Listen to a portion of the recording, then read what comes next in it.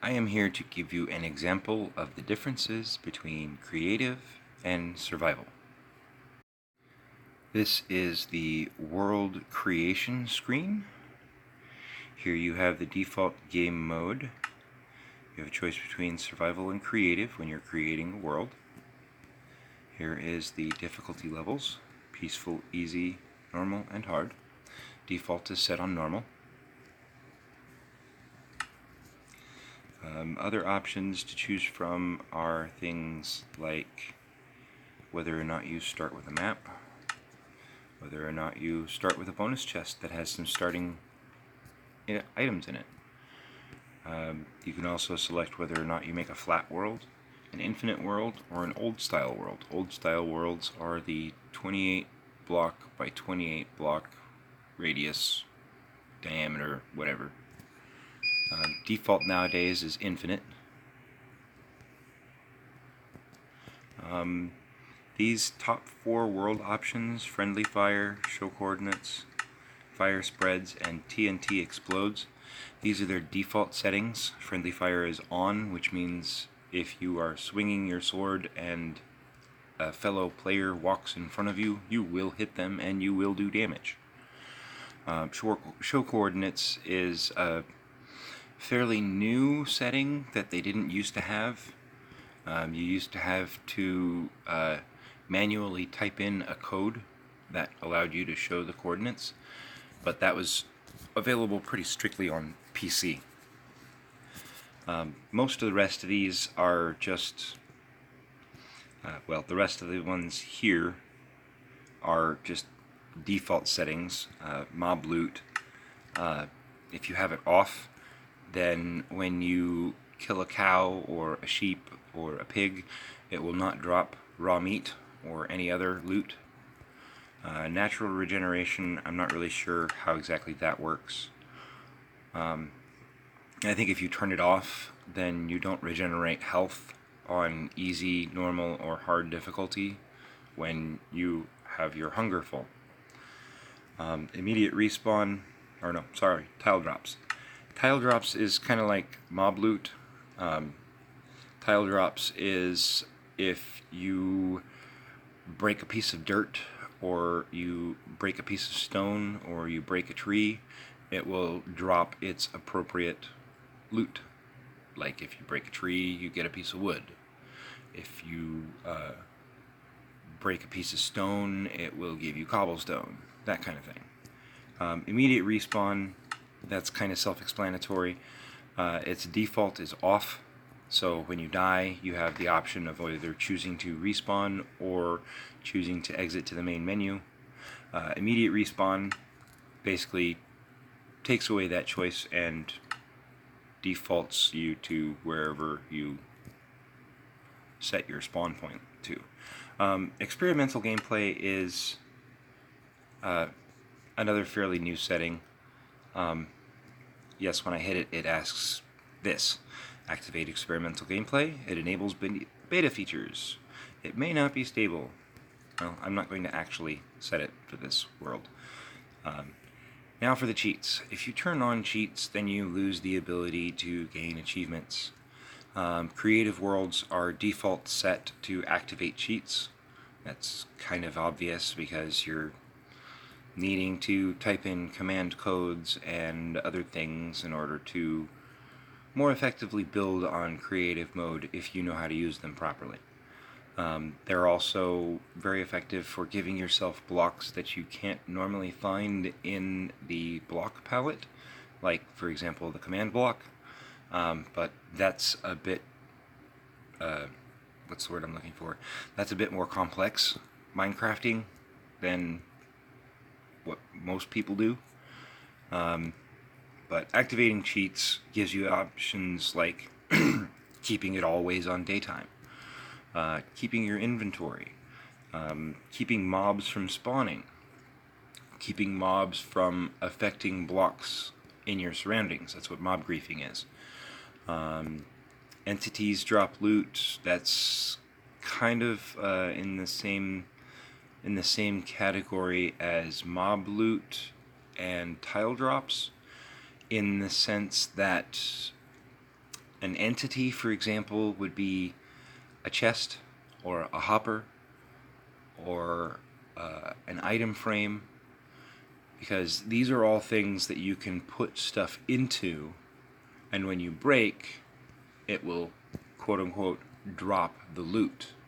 So if you have a chest that's full of all sorts of different stuff and you break it, the entity's drop loot setting means that all of the contents will burst out of the chest when it breaks, and you will be able to pick it all up. If entity's drop loot is turned off, then that means when you break that chest, all you'll get back is the chest. All of the contents inside will be gone. Weather cycle, that's another obvious setting. When you have it on cheats activated, you can actually choose to turn off the weather cycle so it won't randomly start raining on you, or storming, or snowing, or whatever else. Command blocks enabled, that's another thing. Mostly in creative worlds where you can take a command block, enter in a code for it to execute, and then power it so it will execute that command, or set it up so it will always execute that command on a continuous loop. Tick speed is basically how fast certain things go in the game. Turning up the random tick speed does not advance the time of the day any faster, but what it will do is it will make dirt blocks grow grass sooner, it will make crops grow faster, it will make baby mobs like baby pigs, sheep, chickens, cows, it'll make them grow up faster, that kind of thing. It will also affect how fast lava flows and clears out. I can't think of anything else that it affects, but the other things that are involved in creating a new world is setting multiplayer features. You can set it up so you can have either friends of friends, meaning if you have a friend playing and a friend of theirs on their friends list sees that you're playing in a Minecraft world, they could join you playing that world through their friend. Friends only literally restricts it to just the friends on your friends list. Nobody else can join in. And invite only is literally an even more restricted setting where nobody's going to be able to hop into your world unless you actually invite them. Default is friends of friends, visible to LAN players. LAN is short for local area network. If you don't know anything about computers, then you're okay, because you don't have to know a whole lot about computers in order to play Minecraft, fortunately.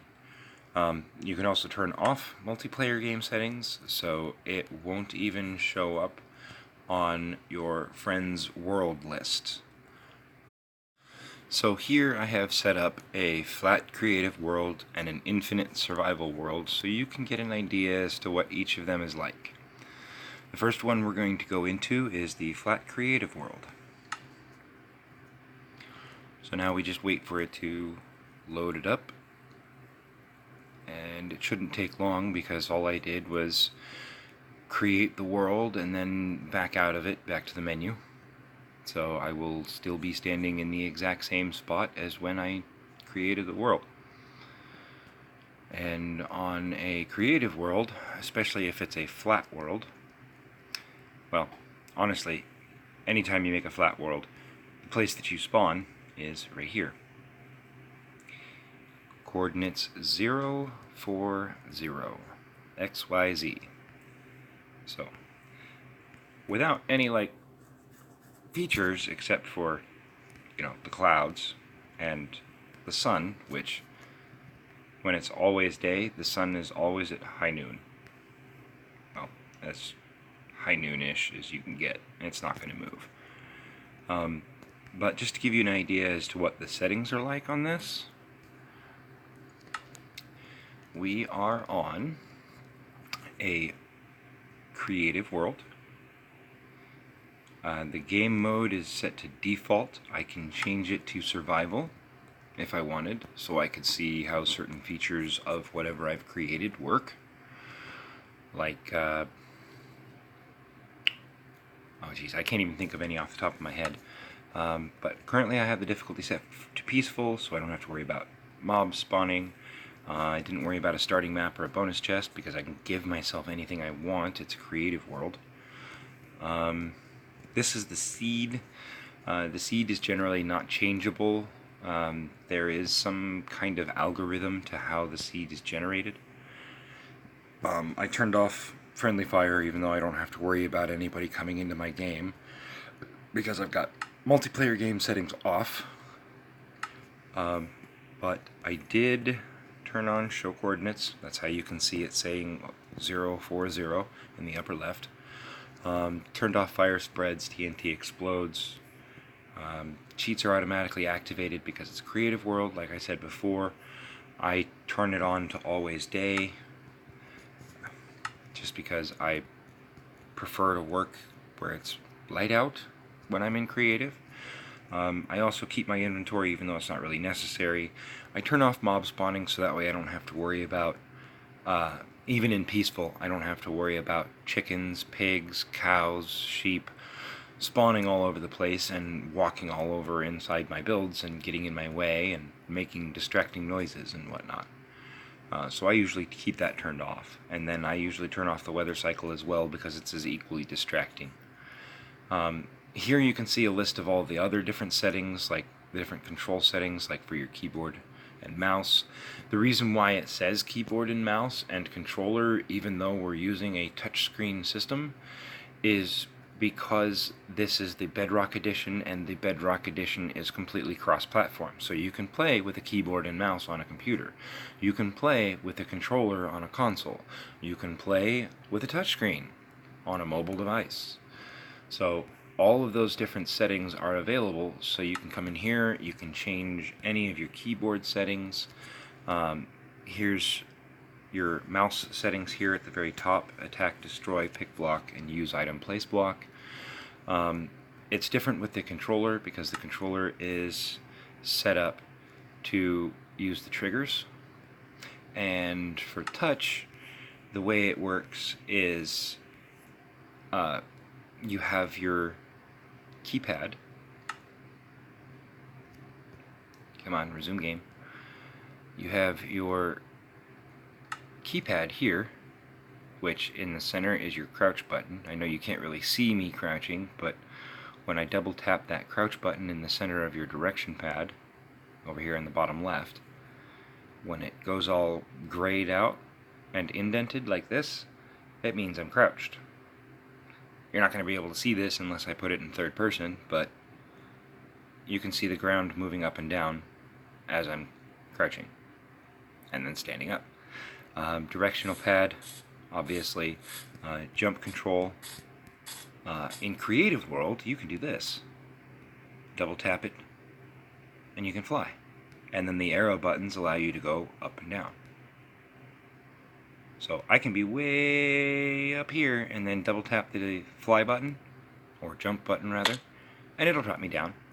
And that sound that I just made when I dropped to the ground was technically the sound of bones breaking, but I don't actually break bones in this game. It's kind of cool. But the other features about Creative is the triple dots down here on your quick bar, which is all of this stuff down here.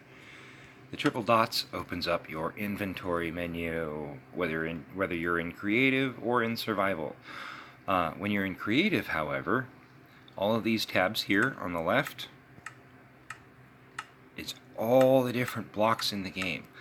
The construction tab has basically any block that is most commonly used for building. So any of the wood planks, any of the stone wall types, any of the fence types made out of wood, the gates made out of wood, stair blocks, other building blocks. You get the idea.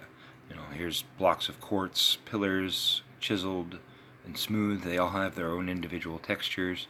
And then down here we get into stuff like the concrete powder, which has all of its textures, looking like sand or gravel, and then it's colored appropriately. And then the actual concrete blocks are smooth. Nice, clean, smooth. And then farther down here we have our terracotta and all of its clay-like terracotta coloring. And then we have a special type of terracotta called glazed terracotta.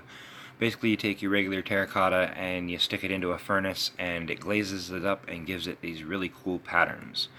And if you place the blocks in a certain direction, you can actually make very, very unique patterns. It's pretty cool. But basically, to sum it up, the creative menu has access to every block in the game. I can give myself a full suit of diamond armor. I didn't say take it off, I said put it on. I can give myself a full suit of diamond armor in creative without having to go out and collect the pesky, annoying, hard to find diamonds. So there's my suit of armor and all of my badassness. And then let's give myself a diamond sword, just because. Now I have a diamond sword, and I attack you. I know, really lame. But this is the creative menu. I can fly. I have access to every single block in the game. I can even come up into here where the little speech bubble is at the top. And I can type in command codes, blah blah blah. No, that's not actually a command code. But I can type it and it'll go blah. And it'll be like, you chose to do this. And it'll execute whatever command I told to execute. So that's the creative world. Now let's go ahead and back out of here. And I will show you a survival world, because it's already ready to be loaded up as well. I've already done all the creative settings that I need. Not creative settings. I've already done all the settings that I need to do to have it start up. So I will show you now what a survival world is like. And there's that incessant beeping from the garage. So, you've seen the flat creative world. Now let's check out the infinite survival world. This one might take a little bit longer to load than the flat creative world because it's got more to load. Like, it's got to load all the water that's in the vicinity. It's got to load all the trees that are growing. It's got to load in all the different animals that have spawned in the area. So it's going to take a little bit longer to generate this world, even though I haven't done any movement in it. Look at that. You can see as it loads up, everything starts to appear. You saw a horse in the distance. You saw a sheep in the distance. You see it's generating and rendering all of the ocean water. You can see off in the distance there's some grassy plants and stuff. This is actually a pretty nice starting area. You can see a donkey over there. This here is a dark oak forest. You can tell because of the shape of the trees. This looks like a really nice seed. Starting off really well too, because there's a sheep over there that I can get wool from. And then of course I have access to all of this water. There's plenty of sand here that I can use for making glass. Oh cool, there's 2 sheep over there. That'll make it even easier. So we'll go ahead and move over this way. Oh look, there's yet another sheep over here. And, oh cool, a cave network. Oh, there's 3 sheep. 3 sheep over here. Goodness gracious. So, you can see that there are sheep. The sun is actually not directly overhead. See? It's actually in the process of rising. Like if I put my cursor right here and just wait. You wait long enough, you can see the sun moving up and away from my cursor. That means it is approaching noon. But to start off in a world like this, where you have this nice, good, flat area for building, you have these little holes in here for caves already. This doesn't look like a very expansive cave. I know you can't see much where it's dark. But hey, you know what? It's a good source of starting cobblestone, I'll give you that. That is a good thing. But yeah, one of the main differences between creative and survival is now when you look up at the upper left and upper right corners of my screen, you can see that I have a health bar in the upper left and a hunger bar in the upper right. Oh, looks like we get to see a turtle. It's a turtle. Oh, and there's a very precariously protected little cave entrance here. Turtle, why did you fall? And the reason why I say precariously protected is because I can take out these sand blocks and the water will just flow right into here like it owns the place. Whoosh! See? This water just owns the place now. Good thing about this is it's a great way to get up and down. Oh, I didn't want that sand, but thank you anyway. Oh, look, here's another really nice cave, and there's iron! Oh, that's cool. How deep does this cave go? Not very. There's the end. But that's pretty cool, though. They've done a really good job on stuff like lighting and whatnot. But to get more to the point of what the major differences between creative and survival is in creative, you can fly. Okay? In survival, if I tap the jump button twice like I would in creative to make myself fly, I just jump. I can sit here and smash on the jump button to try to get myself to fly, and I'll still just jump. Also, here, you still have all of these tabs over here on the left, but instead of having access to the entire menu, you only have access to whatever blocks you can create. If you can't create it, it's done in red. Now up here, next to where it says construction, is a little switch that allows you to show all recipes, whether you have any of the materials to make it or not, or only show you recipes that you have one or more materials to make. Personally, I keep this setting on so that way it's easier to find something. If there's some specific recipe that I need to know how to make, then what I do is I turn this off.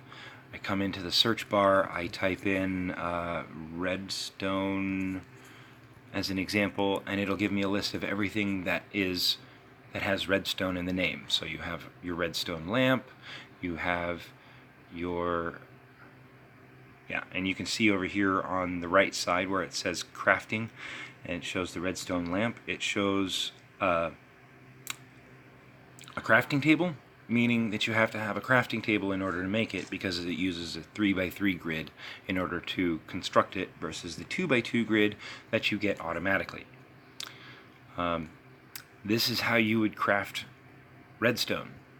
Basically, you would take a redstone block that uses 9 redstone dust in a square pattern of 3x3 with every block filled to create a block. Well, you can get all of those pieces back by taking a block right here and breaking it down into redstone. Redstone torches get made using redstone dust and sticks sticks get made from taking planks, wooden planks, and sticking them into your crafting layout and crafting them. But those are the two most significant differences between creative and survival. Survival, you aren't a god, you don't have access to everything, you can't fly, and you suffer from hunger and health. So if I were to, say, go for a swim and forget to swim and just allow myself to sink down into the depths, you see below my hunger bar, I now have little bubbles. When those bubbles expire, then I will start drowning. And I will take damage. The longer I'm underwater, the more damage I end up taking, to the point that I eventually die.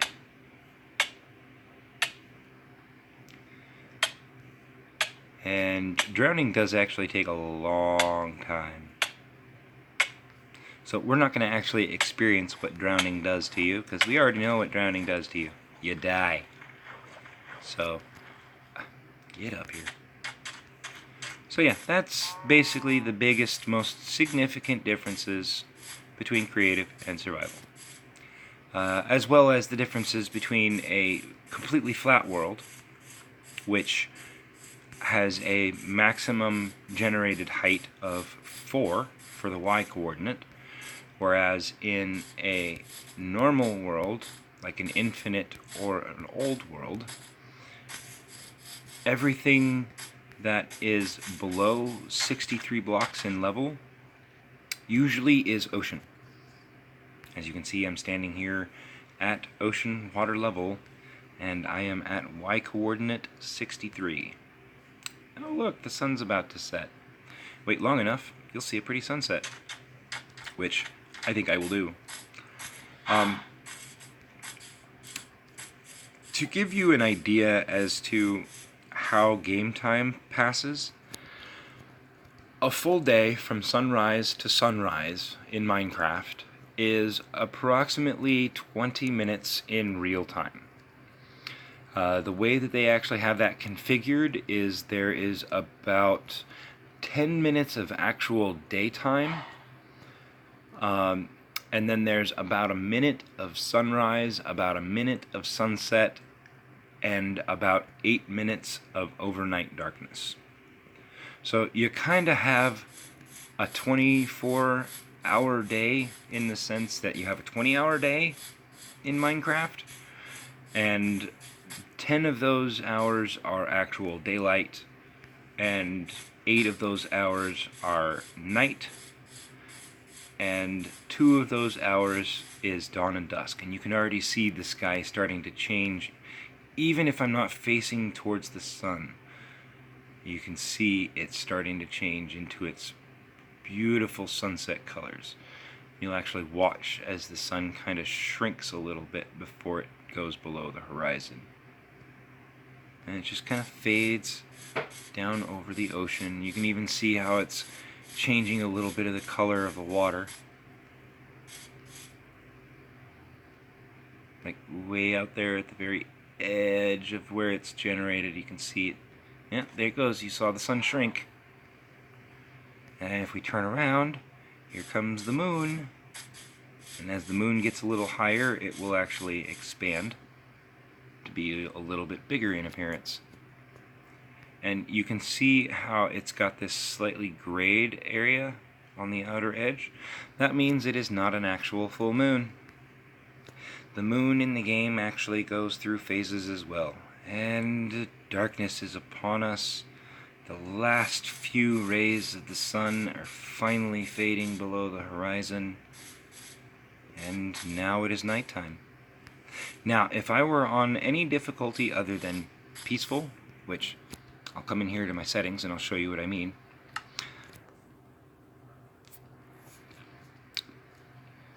So I have it on survival. I have it on peaceful. And you generally cannot change it out of the personal game mode when you have it in survival, just because it's cheating, and we're not cheating. So if I were to put it on easy difficulty right now, you'll see stuff like, oh, a creeper just spawned, as well as, oh, there's a couple more creepers down there, and here's a skeleton, a couple skeletons it looks like.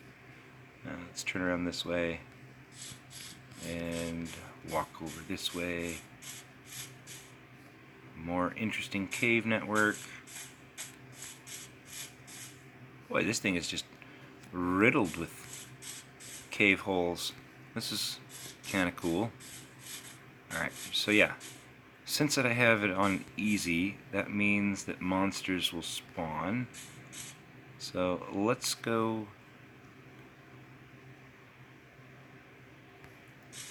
Let's go this way. Oh! I didn't even wander far enough to notice there's a village over there. Should I make a run for it? I hope I don't fall into any caves. Make a run for it! Run past the skeletons. skeletons that's going to shoot arrows at me. Run past the creeper that's going to try to blow me up. Oh no. I actually got hit by one. An arrow, that is. Oh, look at those zombies. Ha, look at that. The iron golem is throwing them in the air. That's awesome. Oh, cool. There's carrots in this little farm here. There's some beetroot. There goes that iron golem. Yes, cats. You don't like rotten flesh any more than any of us do.